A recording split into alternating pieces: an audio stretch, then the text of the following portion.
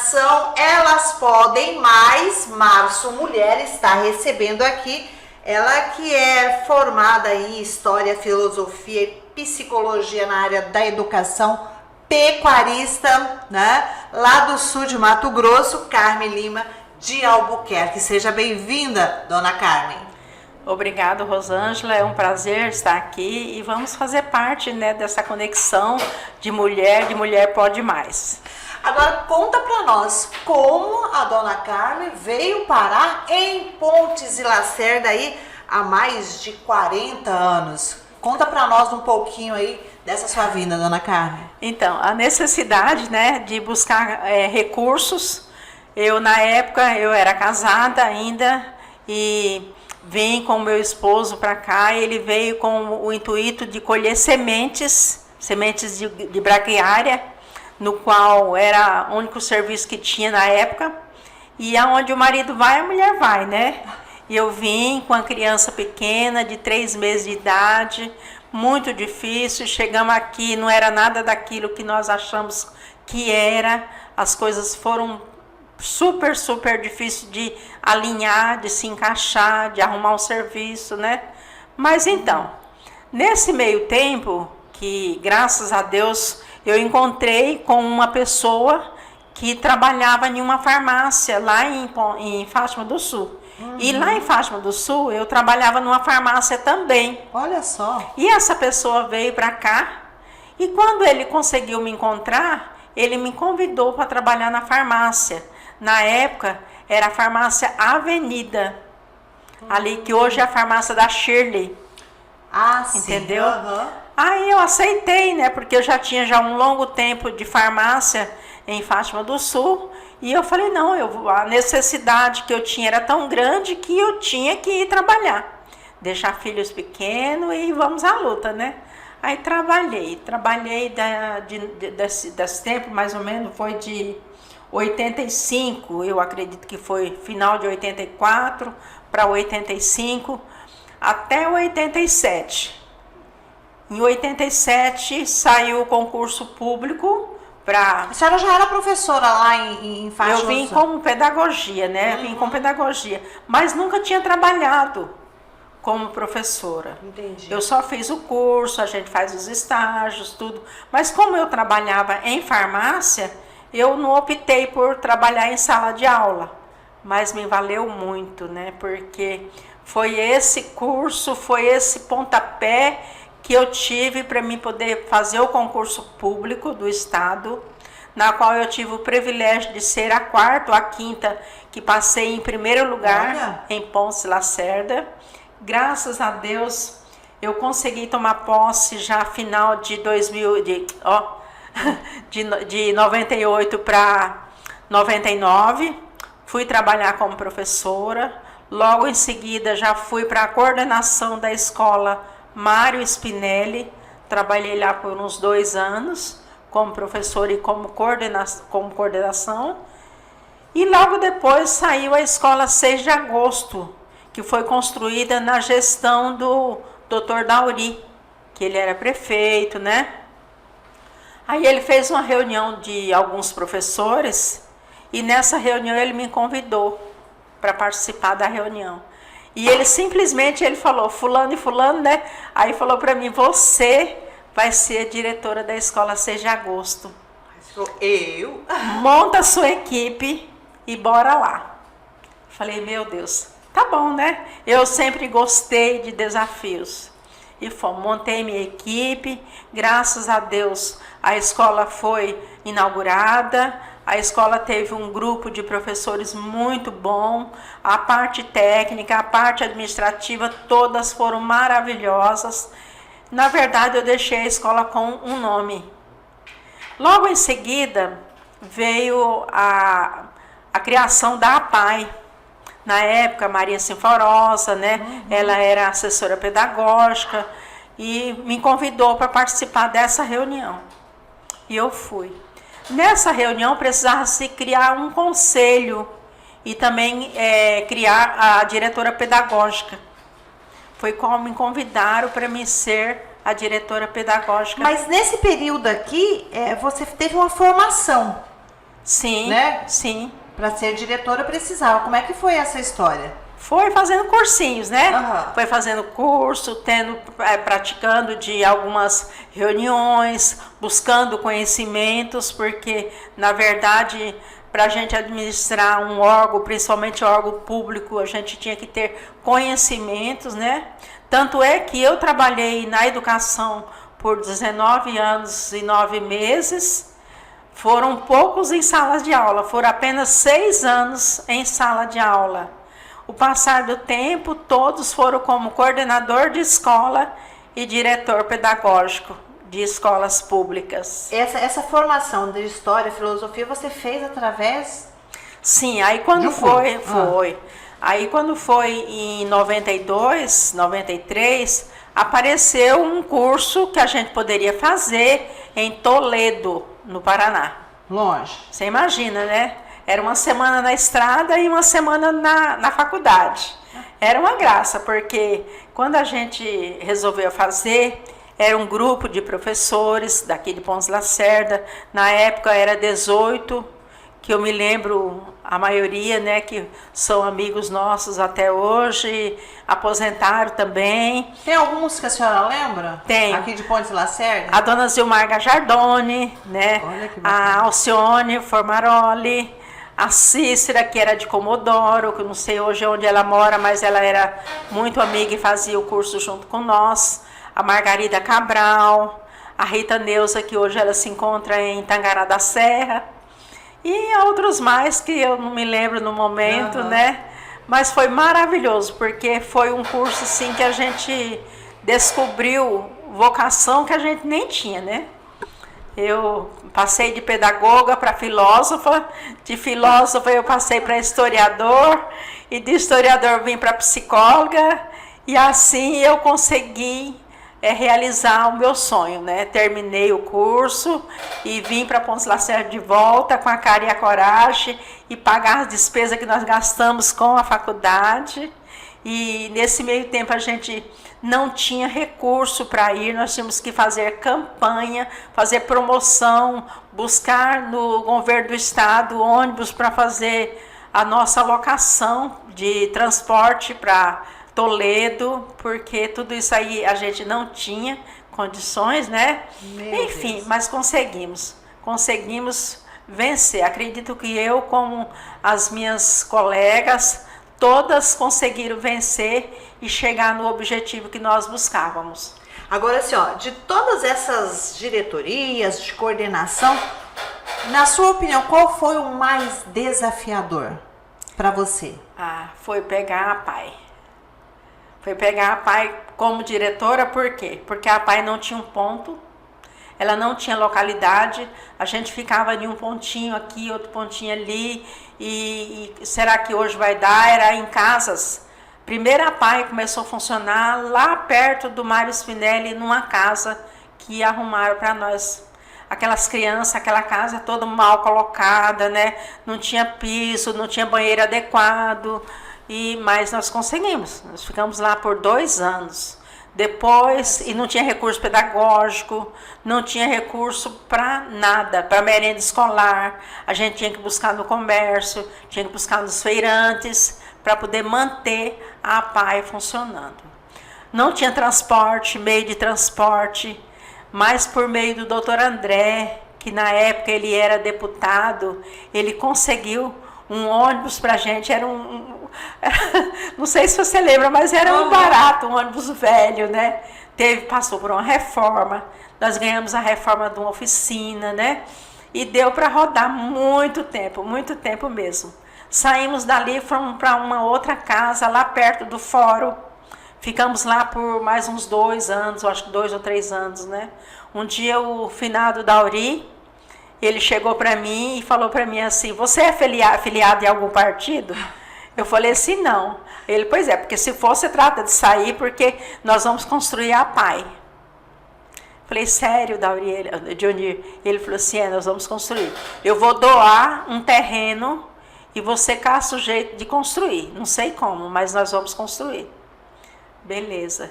Na época a gente tinha ganhado uma moto da Honda, fizemos um bingo, que deu, na época acho que foi 8 mil e pouco, uma coisa mais ou menos parecida.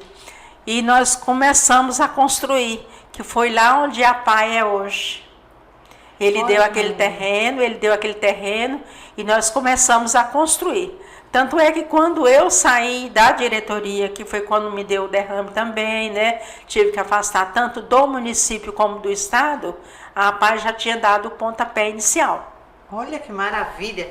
Agora falando de educação ainda, dona Carmen, qual a diferença que a senhora percebe, né? Porque assim, lá do início, né? A educação antes e a educação hoje. Rosângela, eu falo assim, que desde a parte pedagógica e a parte financeira e educacional mudou muito, né? Porque antigamente, para a gente manter uma escola funcionando, nós tínhamos que fazer promoção. Promoção até para comprar tinta para o mimeógrafo, porque a gente não tinha. Não tinha verba para comprar merenda escolar. Não tinha essa questão de falar que criança tinha material escolar do governo, tinha uniforme, né? Hoje a criança tem de cabo a rabo e muitos deles ainda não agradecem.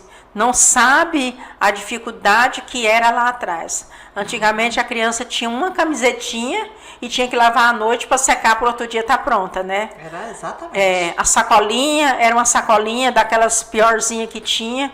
Hoje não, hoje ele tem o material pedagógico completo, tem o uniforme completo, merenda escolar de boa qualidade, só não vai à frente quem não quer. A outra questão também é com relação à educação dos alunos, né? Antes era mais severo e os alunos eram mais educados, vamos dizer assim, né? Porque hoje está muito difícil, né? A grande reclamação é dos professores assim. No seu entender, educação vem de casa, escola é para ensinar. Educação vem de casa, porque eu falo que um filho, uma criança, que ela tem boas maneiras, bons hábitos, boa educação, desde a formação familiar, ela vai estar pronta para um bom aluno, para ser um grande cidadão na sociedade, um grande político, né, um grande filho. E assim, para ele poder, inclusive até a parte de aprendizagem da criança. Hoje tem a tal da inteligência artificial, mas eu digo que essa inteligência artificial já vem de muito tempo, porque a gente usa, a partir da hora que você usa o telefone, você já está usando a inteligência artificial, né? E as pessoas hoje estão jogando a culpa na inteligência artificial. E não é. A gente tem que ver que a parte pedagógica é da escola, mas a parte educacional, a parte de boas maneiras, a parte de caráter, ela vem da família. A outra questão que a gente percebe muito também é que assim, ó, o pessoal fala, não, a gente acompanhou, né, a nossa idade, né, não revelando aqui, mas não tem problema com a idade não, né? Mas era mais rígido, né? E os alunos davam mais ou menos trabalho. Era por igual, mas a educação era diferente, né, Carmen? Era diferente. Os alunos tinham um respeito fora de série, né? Exatamente. Pelo professor. A partir da hora que ele entrava no âmbito escolar, ele estava na escola. Ele respeitava a escola desde o cesto de lixo até a biblioteca que ele ia fazer uso do material na pesquisa, né? O professor era respeitado, o professor não tinha medo de enfrentar uma sala de aula. Hoje o professor tem medo de enfrentar uma sala de aula, tem medo de cobrar do aluno, tem medo de cobrar da família, porque a família, ela não vai jogar a culpa no aluno, ela vai jogar a culpa na escola, ela vai jogar a culpa no professor. Se o professor corrigir o aluno já tem seus direitos, não pode ser cobrado, né? Enfim, então a partir da hora que a gente deixa de ter aquele aluno que respeita a família, que respeita a sociedade, que respeita a sociedade escolar, nós teremos um bom aluno. Agora, quando as coisas invertem, aí torna-se pior, né? O aluno, ele quer ter na escola, ele quer sair da casa dele, da zona de conforto que ele tem, e acha que quando ele chegar na escola, ele vai fazer o mesmo. Ele quer dar continuidade à zona de conforto que ele traz de casa. Dona Carmen, que lembranças a senhora traz da época, né, de coordenadora, de diretora, de professores que realmente marcou assim essa finalização, entre aspas, vamos dizer, né, da educação? Olha, na sua vida, lógico. Na minha vida. Eu tive assim, eu tenho, né, uma lembrança muito boa, lembrança de bons professores, de bons funcionários, amigos, companheiros, que a gente é amiga até hoje, né? Uma lembrança muito boa, saudade daquelas promoções que a gente fazia, daqueles bailão sertanejo para poder adquirir recurso para poder manter a unidade escolar na qual a gente trabalhava. E era tão bom, tão maravilhoso, que não cansava. Aquilo não cansava, a gente fazia aquelas promoções de varar a noite trabalhando, mas era aquela união de professores, de funcionários, desde o guarda até os alunos mesmos, que nos ajudavam nas promoções. E aquilo a gente conseguia, a maior vitória nossa era terminar a festa e fazer um balanço do que tinha dado, né? Era muito bom, isso foi muito maravilhoso. Agora, assim, ó, uma lembrança que você tem em mente que falou assim, ó, valeu a pena ser professora. Rosângela, eu vou contar uma história que aconteceu há um tempo atrás. Eu estava em Cuiabá, fui fazer cirurgia dos meus olhos, no Hospital de Olhos em Cuiabá. Passou aquele médico assim, todo lindo, maravilhoso, todo de branquinho, né? Foi lá dentro, voltou, pegou uma ficha e falou para mim, professora. Aí eu falei assim, como que você me conhece? Você sabe que eu sou professora. Aí ele falou assim, a senhora foi minha professora. E o que me marcou foi ele falar para mim que ele chegou ao ponto que ele chegou com a minha ajuda, porque eu fui a primeira professora dele. Ele falou assim, eu sou o doutor Celso, neto da dona Maria da Pamonha. A senhora lembra? A senhora deu aula para mim e para o Edgar. Meu irmão, hoje ele é juiz de direito do trabalho aqui em Cuiabá. E eu sou o médico que vou fazer a sua cirurgia. Naquele momento a senhora falou, valeu a pena. Sim, naquele momento eu vi que a gente tem que deixar uma marca para trás, né? A gente tem que deixar uma raiz. E quantos desses exemplos que eu citei que não tem por aí? Quantas vezes eu estou andando na rua e eu encontro com alguém e fala para mim, professora, a senhora foi minha professora, né? Com aquele sorriso. A criança muda de feição, ela muda de tamanho, ela muda de idade, né? E a gente que já é formado naquilo, que vamos dizer, a nossa fisionomia não muda, né? Então, o aluno vem para a gente com aquele carinho todo e fala para a gente que a gente conseguiu transformar a vida dele no saber, né? A aprendizagem dele hoje está valendo na vida dele. Então, isso é muito importante. Bom, agora a gente vai mudar um pouquinho de assunto. De educação, né? Professora, diretora, para empresária do agronegócio. Como é que foi essa mudança, dona Carmen? Fala um pouco pra gente. Bonita a mudança, né? Pois Nossa, é.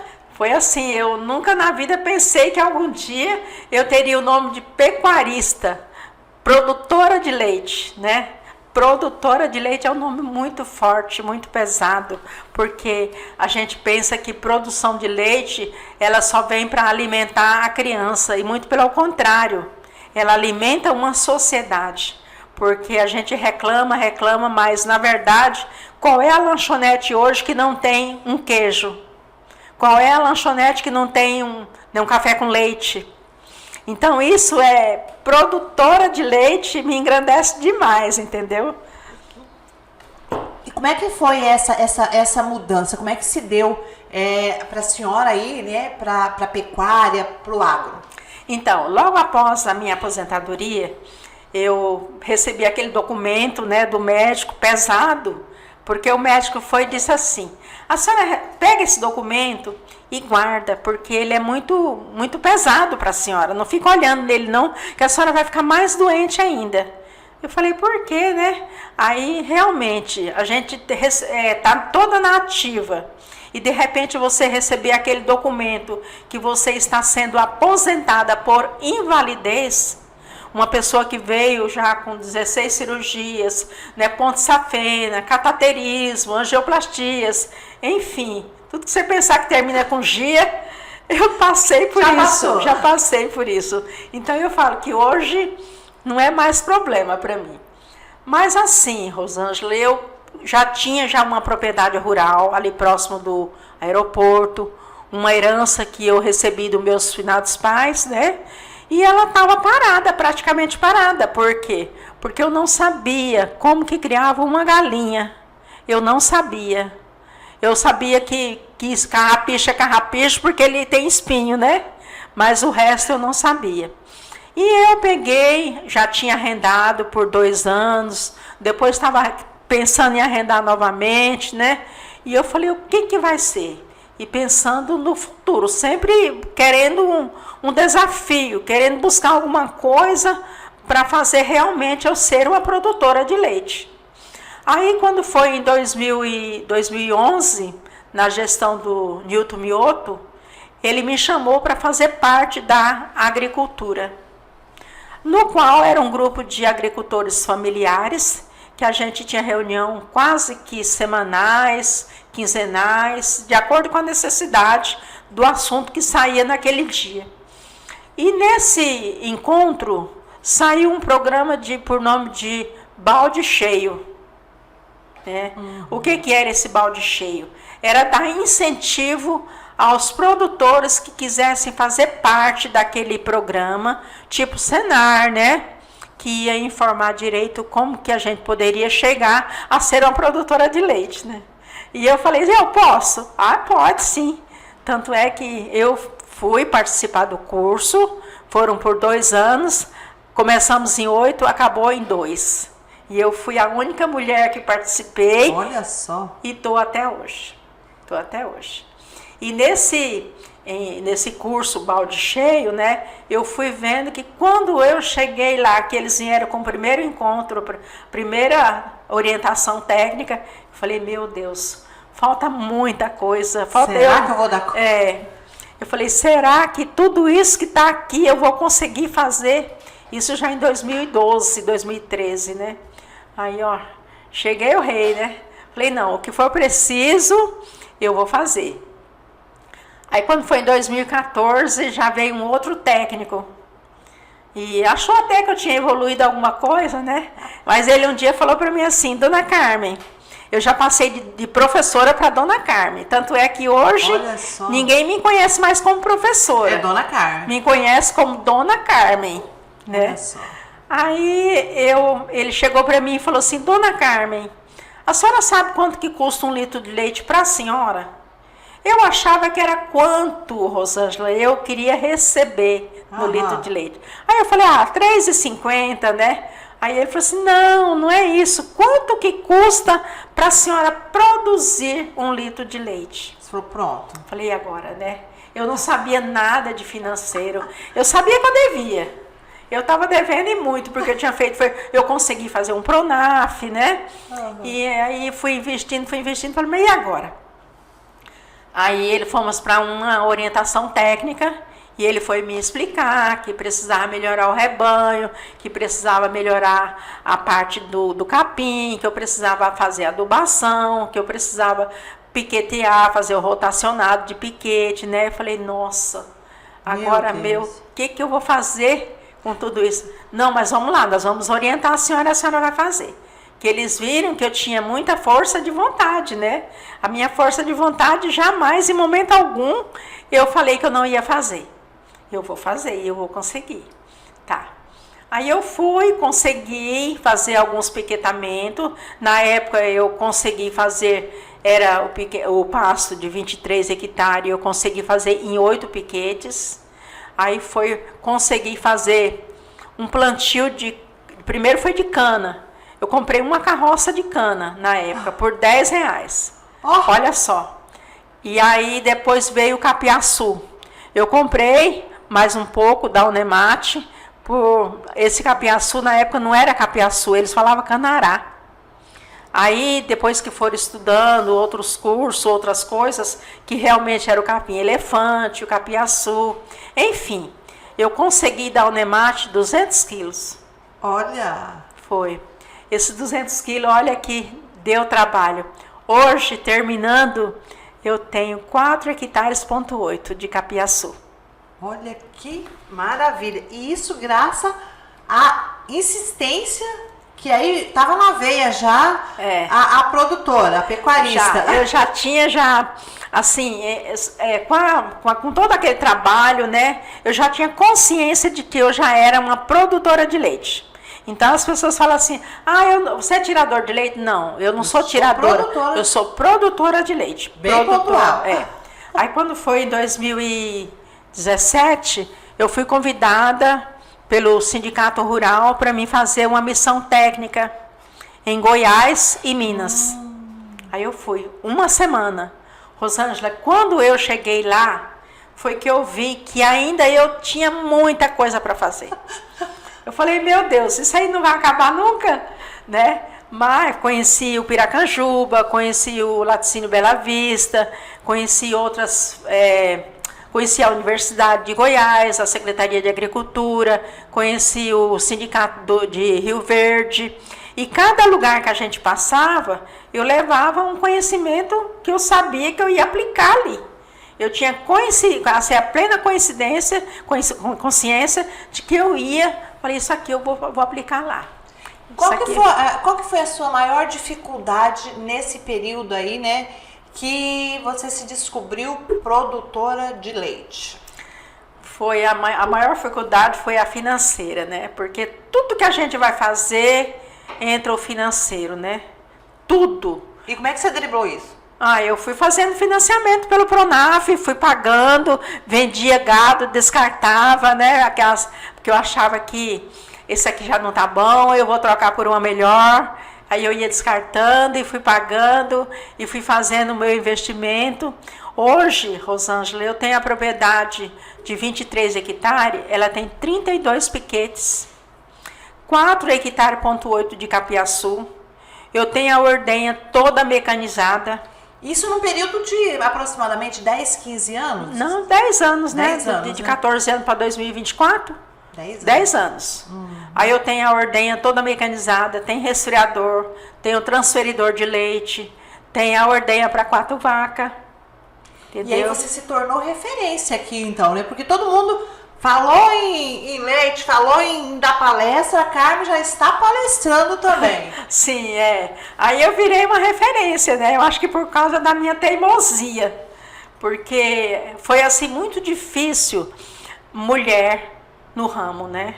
Então, como que uma mulher, ela vai meter a besta de ser uma pecuária? Os produtores, enfim, nossa, essa mulher tá querendo coisa que ela não vai dar conta, né? Você chegou a ter esse preconceito? Chegou. Claramente? Raramente. Claro, as pessoas... Não, claramente tinha. Tanto é que na minha região lá, eles me consideram a Dona Carmen do capiaçu. Porque a maior produtora de capiaçu da região sou eu, né? Semana passada nós fizemos a silagem e deu 137 toneladas. É o primeiro pontapé para mim passar a seca agora no período inicial agora da seca. Enquanto isso, tem pessoas correndo atrás de mudas para fazer parte do que eu fiz. Qual que foi a maior dificuldade que você encontrou nesse período aí? Assim, falou assim, que foi muito claro para você, olha, eu sofri preconceito por ser mulher.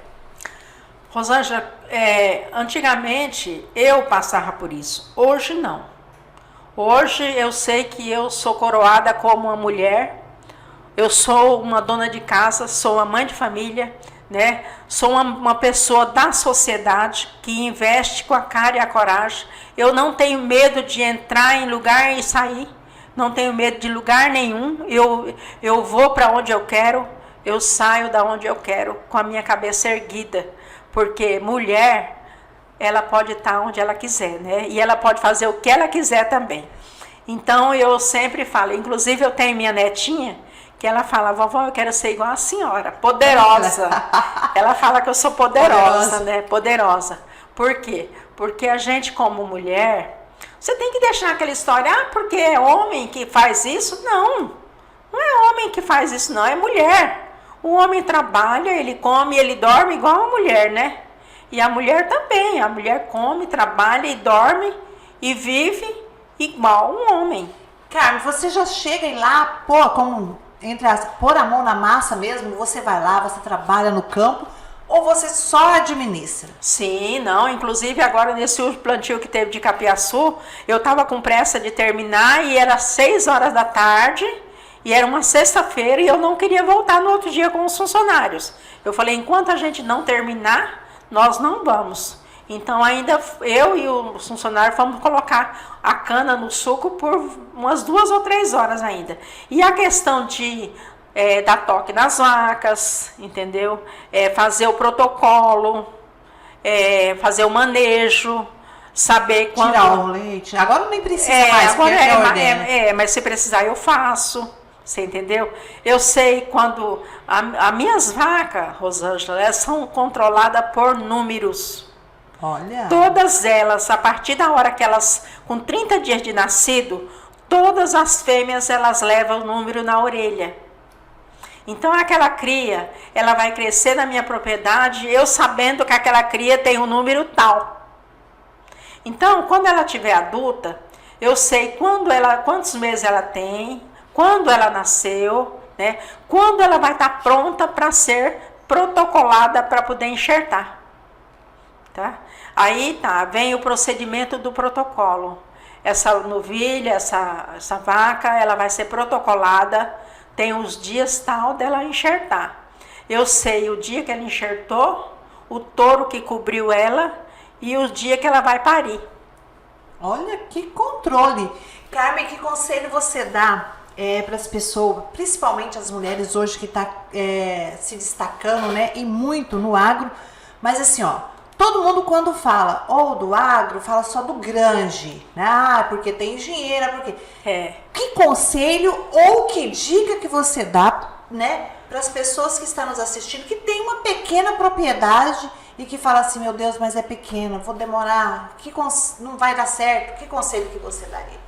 Olha, Rosângela, a primeira coisa, ela tem que buscar a parte técnica, porque ninguém faz nada se não tiver um técnico na frente orientando como a pessoa conduzir os trabalhos.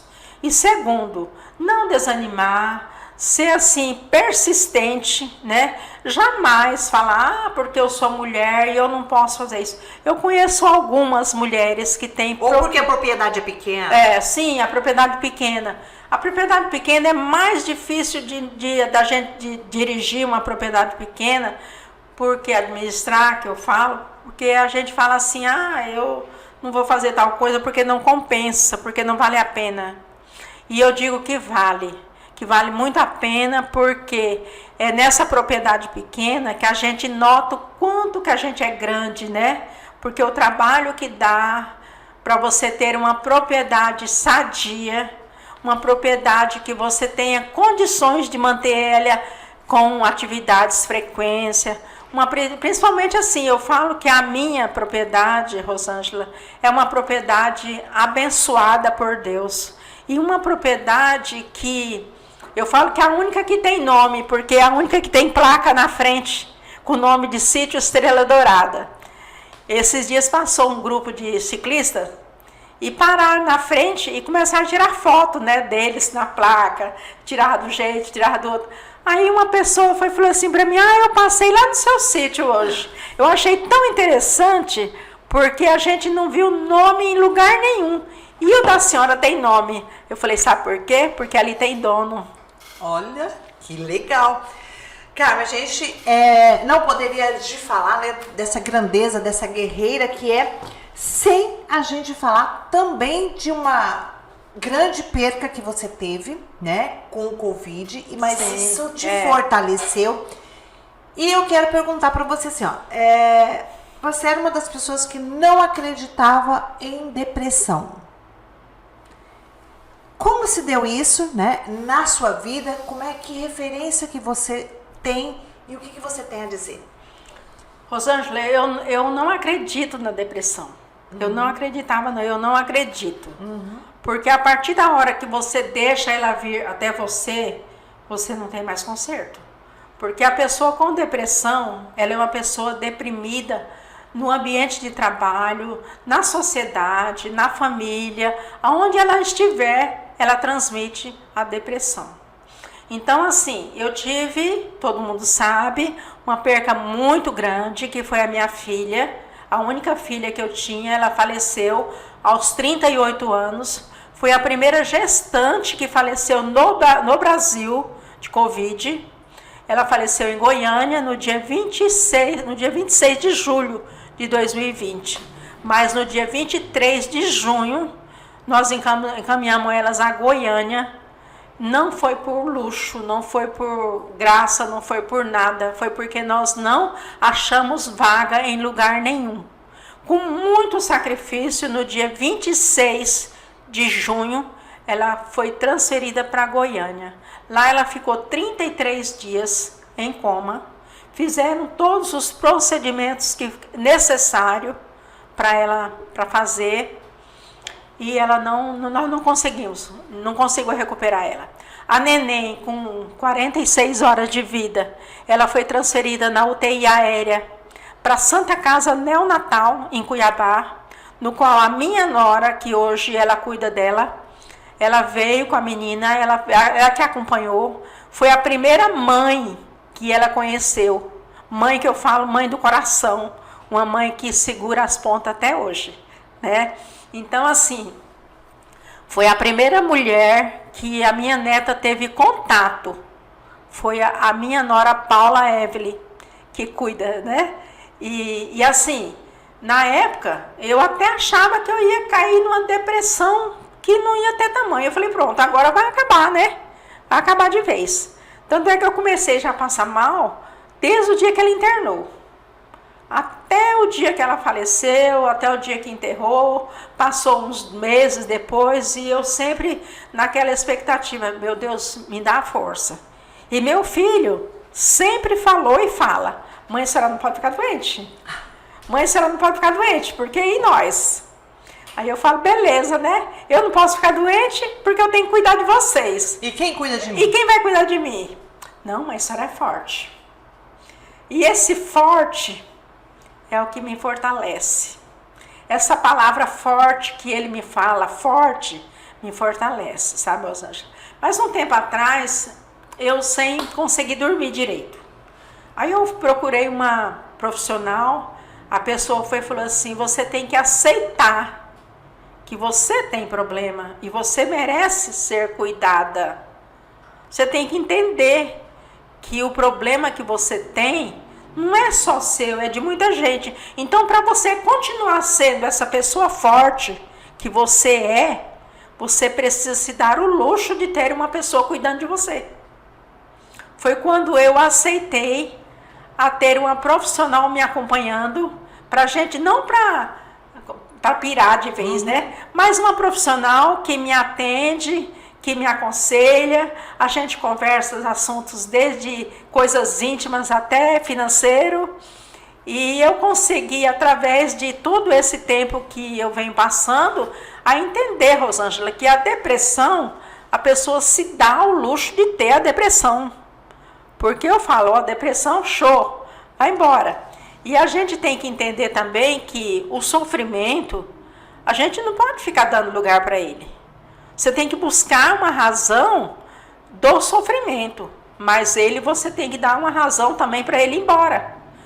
Se é uma coisa que eu não tenho mais como dar jeito, se é uma coisa que eu não tenho mais como trazer de volta, por que eu vou ficar ali a vida inteira falando daquele sofrimento?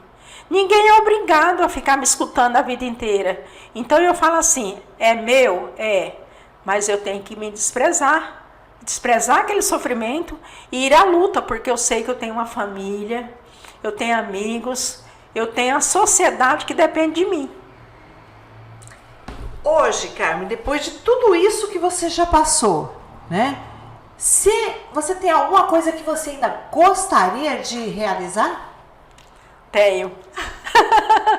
Tenho sim, Rosângela. Primeira coisa, eu quero terminar meu projeto como produtora de leite, dando exemplos para os que vêm. para os agrônomos, os zootecnistas. Quero deixar minha propriedade aberta como exemplo para os novos que vêm vindo por aí. E quero ver também meus netos formados, estudados e pronto para enfrentar o que eu sou. Que conselho você daria para as mulheres, né, que muitas delas passam por vários problemas, por várias perdas, né, e não conseguem, né, sair, né, desse mundo? Que conselho você daria? Rosângela, conselho, eu até nem falaria conselho, né? Eu diria só uma palavrinha assim de um conceito que a gente tem que carregar para si. É você se valorizar. Cada ambiente que você está, você impor respeito, você fazer com que as pessoas te respeitem. É você não ter medo de acordar cedo no dia que precisar e falar assim, vamos à luta, porque isso aqui depende de mim, eu sou mulher e eu vou fazer. Então, nesse ponto, eu falo assim, que não é bem um conselho, é uma forma de viver. Você saber, uma mãe, às vezes uma mãe fala assim, eu tenho um filho com problema, mas o filho que tem o problema, ela não tem. Eu digo que o problema é ela enfrentar aquele problema que o filho tem. Então, para quê? Ela ficar ali a vida inteira se martirizando, chorando, ela não foi culpada. Ela não pode se sentir culpada. A mulher, às vezes, ela não consegue ser uma dama de nome na sociedade, mas ela é uma boa mãe, ela é uma boa esposa, ela é uma boa filha. Então, ela tem que se valorizar. O mínimo detalhe, elas têm que se valorizar. E largar essa história de falar assim, porque eu sou mulher. Não, você é mulher e você pode. Carmen, é um desejo seu, né, para Pontes e Lacerda?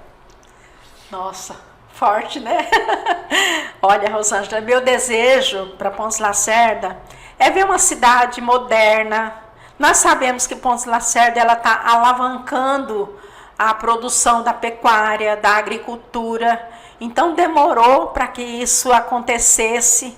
E eu sinto assim na carne, porque eu vi Pontes e Lacerda começar e onde chegou, onde ela está, né? Então, assim, meu sonho é ver Pontes e Lacerda, digamos assim, com sinônimo de beleza, com sinônimo de grandeza, ver a nossa produção de soja aumentar cada vez mais, de ver a produção da pecuária cada vez maior também, de ver mais mulheres tomando a frente da política, porque nós precisamos... Você se candidataria? Não. Seria? Não? Não, eu não me candidataria, por quê? Porque é problema de saúde, problema da idade também, né? Então, assim, eu digo, deixo para as mais novas, as meninas mais novas, enfrentar a política, porque a gente tem o direito de ter pelo menos 30% da mulher na política, e nós não temos. A mulher tem que ter coragem. Tem que ter coragem de assumir. Você já pensou numa prefeita em Pontes e Lacerda? Como que seria? Qual a beleza que Pontes e Lacerda não estaria ganhando? Se você tivesse a caneta de prefeita, qual seria o seu primeiro ato em Pontes e Lacerda? Meu primeiro ato seria construir uma casa de abrigo à mulher. Entendeu? Porque eu vejo que na nossa cidade não tem uma casa de amparo à mulher. A mulher vem da zona rural, ela vem passar por uma consulta, ela precisa passar por um exame, ela precisa passar por um acompanhamento gestacional. E ela não tem essa casa de apoio, ela não tem essa casa de abrigo. Se ela vem de fora, aí falar, Pontes e Lacerda é polo. Pontes e Lacerda ela tem 10 ou 11 municípios que participam como polo. Tá, e essas mulheres que vêm de fora, dos municípios vizinhos, como que faz? Esses tempos mesmo veio uma mulher de Porto Esperidião, encontrei com ela na rua, ela me pediu para mim o endereço de uma determinada local, para ela poder fazer exame na criança, e ela tinha que fazer o exame, ela tinha que voltar, e ela não tinha onde ficar. Eu acolhi ela na minha casa e falei, não, você pode ficar aqui para você fazer o exame para sua filha. Quando você terminar, você vai. Por quê? Aí ela falou assim para mim, nossa, dona Carmen, a gente nem se conhece. Mas eu falei, mas eu conheço o seu problema. Então, assim, Rosângela, eu sinto necessidade de uma casa de apoio à mulher, nesse sentido. Família. Família para mim, a minha família é muito pequena, né? Mas é muito grande no amor. É uma família que eu tenho, assim, orgulho do meu filho. Eu tinha muito orgulho também da minha filha, porque ela era uma mulher fantástica. Ela foi uma boa mãe, uma boa filha, uma boa esposa, uma boa mulher na sociedade. E assim, hoje eu digo meu filho. Meu filho, ele rege tudo para mim, porque ele é uma pessoa do bem. Eu falo que eu criei filhos do bem. Entendeu? Então, essa família que meu filho cria, a família dele hoje, ele passa exemplos que ele conseguiu trazer da criação que ele teve. Então, eu falo assim que, graças a Deus, eu criei família do bem. Que legado a Carmen Lima de Albuquerque quer deixar para sua família e para a sociedade? Eu quero deixar, assim, o exemplo de que a gente não pode parar. Você nunca pode pôr limite nas coisas. Você tem que ter uma vontade de você falar, eu vou fazer, e vou fazer, e vou fazer. Porque se você impor limite, falar para mim, chega, hoje eu não vou fazer mais tal coisa, daqui para frente, a vida também para. Porque eu falo para o meu filho, você nunca pode pôr limite com seus sonhos. Nossos sonhos, eles podem ser grandes de acordo com aquilo que com a nossa vontade, né? Se você tem um sonho e achar que ele é pequeno, você jamais vai conseguir. Se você encontrasse frente a frente com você hoje, o que você diria para Carmen? Poxa, você venceu, hein, mulher? Carmen, muito obrigada. Foi um prazer recebê-la aqui no nosso encontro, tá? Você é um exemplo de mulher, um exemplo de pessoa e que com certeza tem muitas sementes aí já prosperando. Muito obrigada. Obrigada, mulher. Foi um prazer.